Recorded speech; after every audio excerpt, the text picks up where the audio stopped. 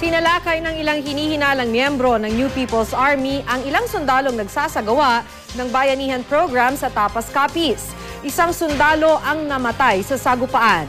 Makibalita tayo kay Jennifer Muñesa ng GMA Iloilo.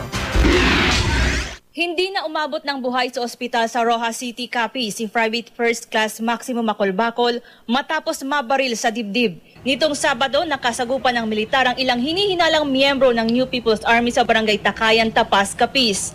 Nagsasagawa raw noon ang bayanihan program ang 3rd Infantry Division ng Philippine Army nang bigla silang paulanan ng bala ng mga rebelde.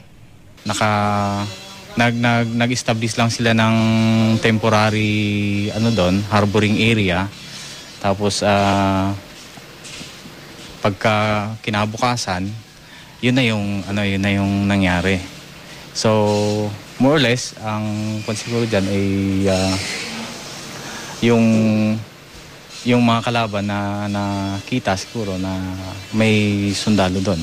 Hindi raw bababa sa 20 miyembro ng NPA ang nakabakbakan ng mga sundalo sa loob ng halos 30 minuto.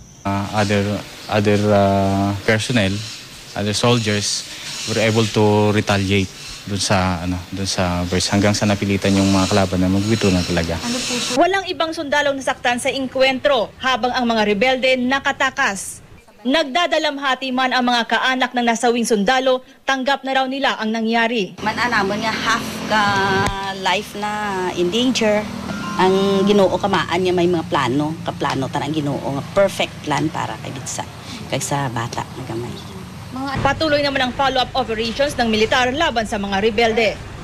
Jennifer Muñesa, Nagbabalita, Pilipinas.